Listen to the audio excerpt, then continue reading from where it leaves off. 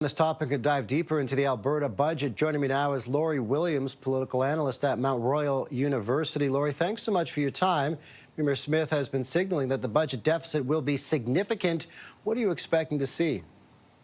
Well, we are anticipating, as we've seen, about $10 billion in the hole. I think there are a number of controversies around this. One is that, clearly the main culprit is oil prices, and governments talk about diversifying the economy, increasing the Heritage Fund, all these kinds of things. And we're still in that same resource roller coaster that we've been in for most of Alberta's history since oil was found at Leduc.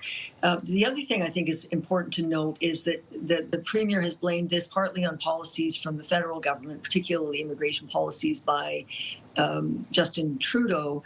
But it's important to note that at the peak of in-migration into Alberta, we were posting a multi-billion-dollar surplus. So it's not immigration really that's the problem. She's also cut taxes a year ago, and she knew the oil prices were in this kind of shape. So these attempts to deflect blame on others, I think, might be a difficult narrative to maintain. So what do you make of these spending initiatives the government has already announced for things like education and healthcare?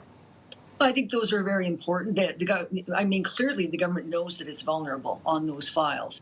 But again, she has said that the increase in cost there has been caused by newcomers to Alberta, and that's a large part of why the deficit is going to be increased.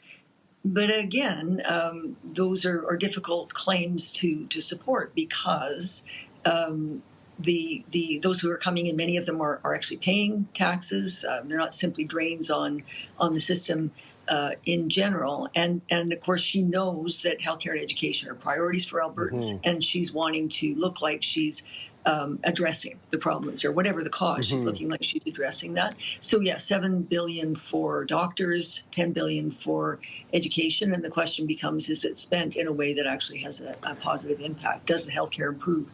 Do class sizes become more manageable? Where would cost savings potentially come from?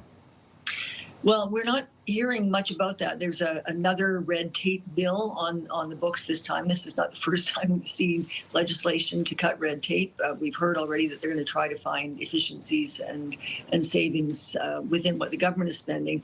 But the government has said they don't want to increase taxes. They may, as we've sort of seen indicated, we might see some kind of user fees to offset the influx of newcomers.